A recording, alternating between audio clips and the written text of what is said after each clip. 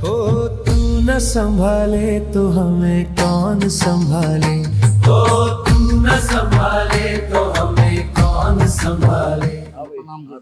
कहाँ से ये बहन? पटियाला से। डॉक्टर नवजोत कौर सिद्धू वाह, पटियाला से अच्छा अच्छा, नेता है आप तो। नहीं। नहीं, भगत है। हाँ। गुआए गुरु की भगत है।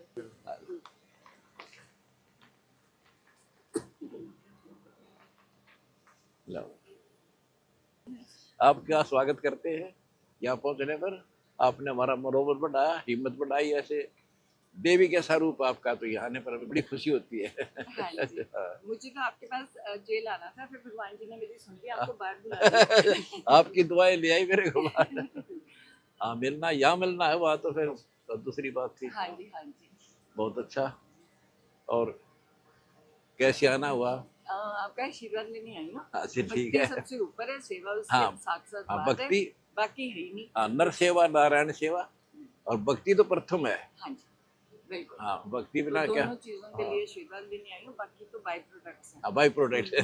ये तो इसका बाई प्रोडक्ट है भक्ति का। हाँ, ठीक है। अब तो बड़े बड़ा भक्त हो, हाँ जी, हमारे से जुड़ो हाँ जी, और दीक्षा लो। पहले ज्ञान समझो। हाँ जी। पढ़े लिखे हो आप, अच्छे हाँ जी। लिखे हो, पहले पूरा ज्ञान समझो। हाँ जी, हमारा वही पंथ है जो बाबा गुरु नानक देव जी वाला है। हाँ जी। बस समझ में फर्क है लोगों का, हमारा जी, वही है। हाँ, मुझे उन्होंने काफी किताबें हाँ, दी हैं, वो पर पढ़- मैं थोड़ा आहिस्ता, क्योंकि आजकल वो चल रहा है तो इतनी जोर से पढ़ नहीं पा रही। अच्छा, कर लूंगी मैं।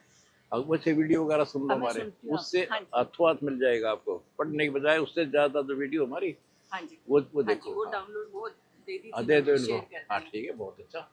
बड़ी खुशी आपको मिलती है, हमारा मनोबल बढ़ता है आप जैसे आते हैं जो। हमारा मनोबल बढ़ता है। ठीक है। मैंने तब उस दिन बोल दिया था मेरे मुंह से, मैंने कहा कोई गुस्सा करे ना करे, मुझे तो संचिव प्रधानमंत्री चाहिए देश के।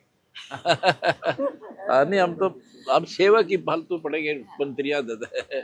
क्योंकि वो नाम झूठे हैं। हाँ ना, हाँ, तो नामों में कुछ नहीं अगर उनसे होना होता ना राजनीति से, तो पहले हो जाता तो देश का होता है। तो राजनीति अब धर्म नीति से करेंगे, धर्म नीति से। पहले नीति साबित हो संसार की, अब पर सब कुछ ठीक हो जाएगा। बिल्कुल। हमने भी महाराज जी, और जो मैंने फर्स्ट ट्वीट किया ना, तो ये भारतीय राष्ट्रवादी पार्टी थी हिंदुस्तान की, तो मैं जो फर्स्ट ट्वीट था, मेरे पास पंजाब, हिमाचल, हरियाणा, चंडीगढ़, ये सब मेरे पास है।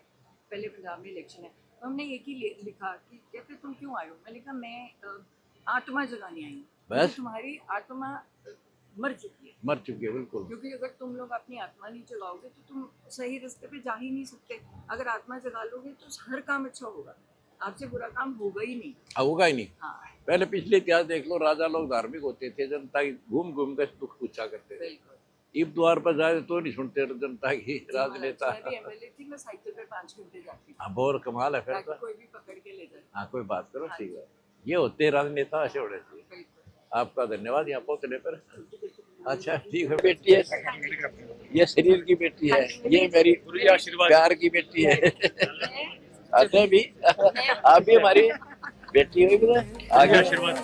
तू न संभाले तो हमें कौन संभाले, हे तू न संभाले तो हमें कौन संभाले।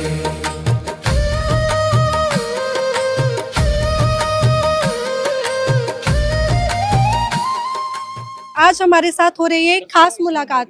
मौजूद है हमारे साथ पंजाब की नेता नवजीत कौर सिद्धू जी। मिलते हैं इनसे। संत रामपाल जी महाराज जी से मिलकर आई हैं ये। संत रामपाल जी महाराज जी 11 साल बाद जेल से बाहर आए हैं। जेल में रहने के बावजूद भी उन्होंने इतने अनेक कार्य किए जिनसे प्रभावित होकर आज ये पंजाब से पहुंची हैं संत रामपाल जी महाराज जी से मिलने। तो चलिए बात करते हैं, कैसा लगा इनको संत रामपाल जी महाराज जी से मिलकर। मैम नमस्कार। नमस्कार। सबसे पहले तो आपका बहुत बहुत धन्यवाद, आप आई सतलोक आश्रम धनाना धाम में, तो मिलकर आई हैं संत रामपाल जी महाराज जी से। कैसा अनुभव रहा? देखो, पहले तो आपका धन्यवाद कि जिन लोगों ने मुझे मौका दिया और गुरु जी संत जी ने मुझे समय दिया, क्योंकि मैं बहुत छोटी हूँ, मेरे में इतना वो नहीं है, शक्ति नहीं है कि मैं यहाँ तक पहुँच सकूँ। भगवान रास्ते बनाता है। मेरे पिताजी 2006 में चले गए थे मुझे छोड़ के, तो वो मेरे पहले गुरु थे, क्योंकि 3 साल की उम्र से उन्होंने मुझे पूरा आध्यात्मिक उसमें डाल दिया था और मेरी ज़िंदगी में सच के रास्ते पे चलने की मुझे बहुत प्रेरणा दे दी थी, जो अब जितनी मर्जी लोग कोशिश कर लें वो बदल नहीं सकती है। तो रियल लाइफ में जब तुम अपने पिता जैसे और उससे बहुत ऊंचे पहुंचे हुए संत को मिलते हो, तो तुम्हारे अंदर से एक आवाज़ आती है कि जल्दी से जाओ उनकी शरण में, मिलकर आए आप संत रामपाल जी महाराज जी से, तो क्या कहेंगे, कैसा लगा मिलकर? मैंने कहा पिता को मिल गए, भगवान को मिल लिए और बहुत बड़ी प्रेरणा ली है सेवा की। मैं तो कह रही हूँ क्योंकि ये सबसे ऊपर भक्ति, उसके बाद सेवा, सेल्फलेस सेवा। अगर भगवान की मर्जी में सेवा हुई तो थोड़ी देर सेवा कराऊंगी, पर मेरा जिंदगी का मकसद सिर्फ भक्ति है।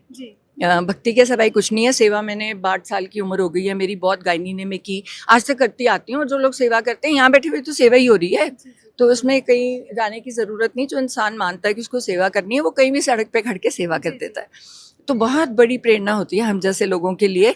और मैं फिर वही कहूँगी कि पॉलिटिशियंस को अगर हम ख़त्म कर दें हिंदुस्तान की धरती पे और ऐसे लोग राज करें तो ये मतलब बदल सकते हैं सृष्टि को एकदम से। 6 महीने भी नहीं लगेंगे।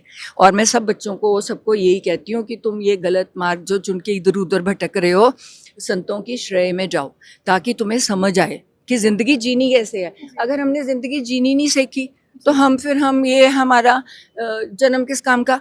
फिर तो हम 84 लाख योनियों में पड़ जाएंगे। फिर कब हमें ये जीवन मिलेगा? शरीर तो मिलेगा नहीं, शरीर ने भस्म हो जाना है, पर आत्मा को कैसे लेके जा रहे हैं वो तो आगे चलेगी, है ना। तो आगे गलत काम करेंगे तो गलत जुनी में चले जाएंगे, और गलत करेंगे तो और गलत जुनी में चले जाएंगे, अच्छा करेंगे तो यहीं से ऊपर जाएंगे, नीचे नहीं जाएंगे।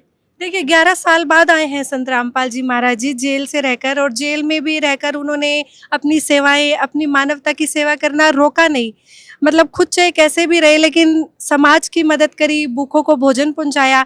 आज आप मिली हैं संत रामपाल जी महाराज जी से, क्या चीजें आपको उनकी प्रभावित करी? शायद आप दोबारा भी आना चाहें संत रामपाल जी महाराज जी से मिलने। मैं तो उनको ये कह रही थी कि मुझे यहीं रख लो, अगर मेरी सेवा नहीं हुई आप मुझे यहीं पाओगे। मुझे सेवा करनी है, अगर मुझे पॉलिटिकली मौका मिला सेवा करने का, लोगों के दर्द दूर करने का, तो मैं करूंगी, नहीं तो मेरा रास्ता तो यही है। और मैं आपको कहूँ जो मनुष्य होता है ना वो दुख सुख के उसमें फंसा होता है। जो मनुष्य से बहुत ऊपर निकल जाते हैं ना संत, और जो कहाँ कहाँ प्राप्तियां कर लेते हैं, उनको जेल हो, पेड़ के नीचे हो, गर्मी हो, सर्दी हो, बर्फ में बिठा दो, बर्फ के अंदर बिठा दो, कहीं भी बिठा दो, तो उसकी साधना में कोई फर्क नहीं पड़ता। उल्टा, क्योंकि वो लोगों से इतना ज़्यादा नहीं मिलते तो उनकी साधना भी पता नहीं कितने गुनी हो जाती है। पता नहीं कितने ब्रह्मांडों की सैर करके आए हैं। ये एक ब्रह्मांड जो हमें दिख रहा है ये वहाँ के राज्य नहीं है, इसके सिवाय और बहुत ब्रह्मांड है जिनके बारे में ये जानते हैं। तो मैं यही कहती हूँ कि सारे लोग शरण में आएँ, कुछ सीख के जाएँ यहाँ से, और जिसमें हम फिर करते हैं कि मैम एक कुछ खास बातचीत हुई महाराज जी के साथ, और काफी देर तक आपके साथ बातचीत करते रहे महाराज जी? देखो यही वही प्रेरणा थी। मैंने भी बोला कि आप चाहते क्या हो, मैंने कहा भक्ति और सेवा, तो उनको अच्छा लगा कि मैंने वही मांगा जो उनके दिल में था देना चाहिए, और आशीर्वाद दिया खूब सारा, और प्रेरणा मिली है अच्छा काम करने के लिए। और बेटी बनाया है, मतलब बेटी ज़बरदस्ती मैंने कहलवा लिया, मैं भी तो बेटी हूँ, तो कहना पड़ा उनको कि बेटी है। तो लगातार आप खुबाणु आश्रम में भी 2-3 बार गई हैं, जी। आज पहली बार धनाना आश्रम में आई हैं। यहाँ के थोड़ा व्यवस्थाओं के बारे में प्रकाश डालिए, क्योंकि बहुत ऐसे लोग हैं जो आज भी उलूल जुलूल बात कर रहे हैं संत रामपाल जी महाराज जी के विषय में। जी। देखो जो लोग पापी हैं ना, अब उनका पाप लिखा हुआ है, हम उसको धो नहीं सकते। कोई क्या बोल रहा है उससे कोई फर्क नहीं पड़ता कि तुम क्या हो। आप जितने ऊपर जाओगे ना, तो ये सृष्टि ऐसी है, यहाँ पे लोग इतने फ्रस्ट्रेटेड हैं, वो आपको नीचे खींचने की कोशिश करेंगे। पर जो सच है ना, सच को कहीं भी प्रमाणित करने की ज़रूरत नहीं है। सच सच है और सच ही भगवान है, और सच ही सच है। मैम आप महिला हैं, एक और बीड़ा उठाया है संत रामपाल जी महाराज जी ने, दहेज मुक्त भारत बनाना। तो क्या बदलाव आएगा समाज से? आप भी समाज सेवा के कार्य करती रहती हैं, तो क्या है आजकल बाहर की जिंदगी? अगर ये दहेज मुक्त विवाह पूरे विश्व में हो जाए तो कैसा समाज तैयार होगा? कई हजारों शादियां करवा चुके हैं। देखो दहेज होना ही नहीं चाहिए। मेरे घर वाले से एक चीज़ नहीं ली मुझसे। मेरी मम्मा ने एक वो बनाया कड़ा, कहते अगर कुछ दिया आपने, कहते आपकी बेटी मेरी इज्जत कैसे करेगी? कहते मैंने आपसे बेटी लिया, मैंने इसके साथ ये नहीं लिख के लिया कि आप इसका सामान दोगे। कहते अगर मैं इसकी सेवा ही नहीं कर सकता और इसको रख ही नहीं सकता, तो आपके उससे दहेज से ही मैंने इसको पालना है, तो उससे अच्छा ही मेरे साथ शादी ना कराए।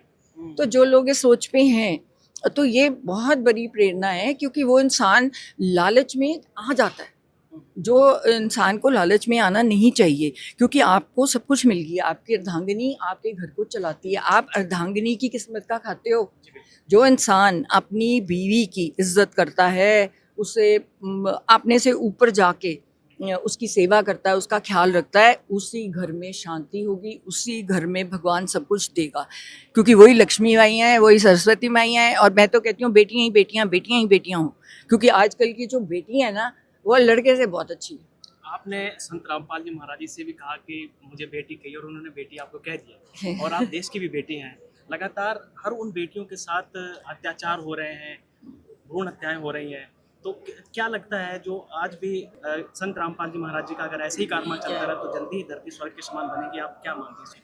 बिल्कुल, यही लोग बदलेंगे, इन्हीं लोगों से आगे चलेगा। हमारा लोगों का ये फ़र्ज़ होता है कि जब हम कुर्सियों पे बैठ जाएं, हम ऐसे कोई कानून व्यवस्था बनाएं जिससे सबसे बड़ी पनिशमेंट है जो ऐसे लोगों को मिले। देखो, दोनों तरफ से काम चलता है ये। एक तो होता है कि प्यार से समझाना, एक होता है थोड़ा सा डंडे से समझाना। अब हम बाहर की कंट्री में जाते हैं, एकदम हमें अक्ल आ जाती है, तो वो अक्ल यहाँ क्यों नहीं है? तो इसके लिए बहुत बड़ा सोच रखा है। पहले नहीं बताऊँगी, लोग डर जाएंगे मेरे से, तो पर ये होगा, क्योंकि किसी को गंदी नज़र से देखना वो भी बहुत बड़ा पाप है। किसी लड़की को देख के गलत सोचना वो भी बहुत बड़ा पाप है।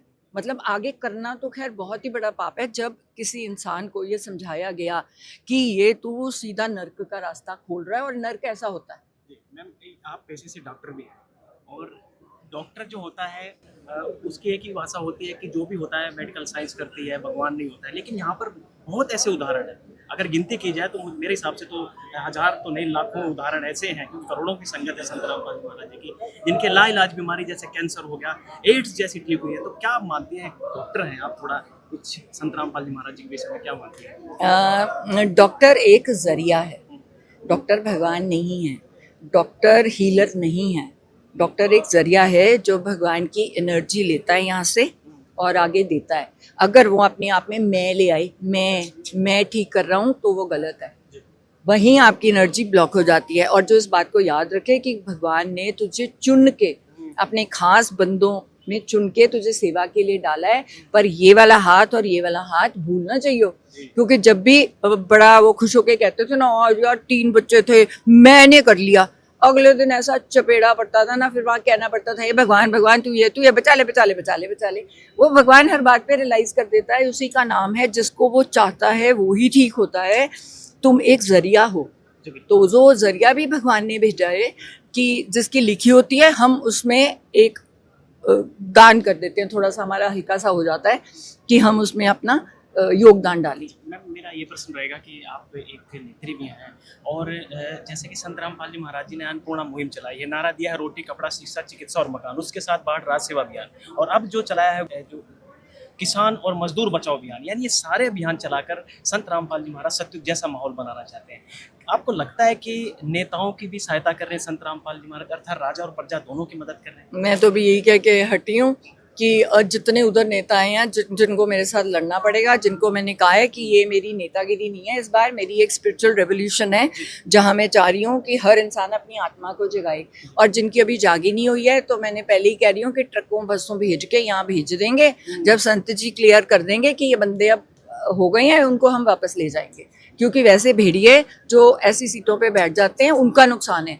देखो, भगवान के लिए अपने सारे बच्चे बराबर हैं, और भगवान चाहता है कि कल का भूला भी आज भूल मान के आ जाए, तो मैं तो उसी को तथास्तु ठीक कर दूंगा। तो मैं भी यही चाह रही हूँ कि जो लोग भी पॉलिटिक्स में आए हैं, सेवा भाव से आए हैं, पर गलत रास्ते पे चल पड़े, अगर वो मार्गदर्शन ले लें। पहले राजा महाराजा कैसे राज करते थे? ब्राह्मण बैठते थे, उनसे बहुत कुछ करवाते थे, है ना? हाँ, संत भी रहते थे, उनकी सुनते थे। आज कहाँ है? हाँ, जब तक तुम किसी संत की शरण में नहीं जाते, तब तक तुम सेवा नहीं कर सकते, क्योंकि उसके बीच में कहीं ना कहीं कोई ना कोई लालच या कोई ना कोई जबरदस्ती तुम्हारे मन में आ जाता है। पर जब तुम यहाँ आते हो ना, तुम्हारा दिमाग खुल जाता है कि नहीं, मुझे कोई कॉम्प्रोमाइज़ नहीं करना, क्योंकि मुझे भगवान ने चुन के यहाँ भेजा है। मुझे लोगों को इंसाफ देना है, भूखों को खाना खिलाना है, जो बेजुबान जानवर है उनकी रक्षा करनी है, क्योंकि मुझे चुना गया उनके लिए कि हर इंसान के मुंह पे खुशी लेके आनी है, उसके घर में अन्न होना चाहिए, ऊपर छत होनी चाहिए, उसका काम चलना चाहिए। कब तक हम भेड़ियों की तरह लोगों की उस पे जेबों पे मारते रहेंगे डाके, है ना? फिर तो हम डकैत बनेंगे। तो आप जो करेंगे, देखो मैं हमेशा कहती हूँ कि एक मंत्री बन जाते हैं, मैं भी मंत्री रही, हम लोगों से पैसा लेते हैं काम करने के लिए, तो इसका मतलब क्या है? जो बंदा पैसे मांगता है वो कौन होता है? भिखारी। तो भगवान कहेगा मैंने तो कुर्सी दी, मैंने तो मंत्री बनाया और तूने क्या चुना? ठुला लेके निकल पे, बस दई पैसे, बस दई पैसे। 5 लाख दे दे तेरा काम हो जाऊगा, 4 लाख दे दे तेरा काम हो जाऊगा, 10 लाख। तो भगवान ने कुछ नहीं करना, उसको अगले जन्म में बैठा देना है किसी पुल पे, वो ढूला लेके कि तूने चुना ये। जैसे करनी वैसे करनी। हाँ, तूने चुना, मैंने नहीं चुना। मैंने तेरे लिए राजभाग चुना। तूने क्या चुना कि तू वो भिक्षा मांगे, लोगों से भिक्षा भी नहीं मांगे, तो चोरी पैसे मांगे उनका काम करने के लिए। दिल को देखो, दिल के जख्म दूर करने आया था ना, तूने तो उसके दिल पे जख्म कर दिया। देखिए काफी लोग आते हैं संत रामपाल जी महाराज जी से मिलने, कोई किसान मसीहा बता रहा है, कोई संत बता रहा है। आप किस नजरिए से देख रही हैं आज संत रामपाल जी महाराज जी को?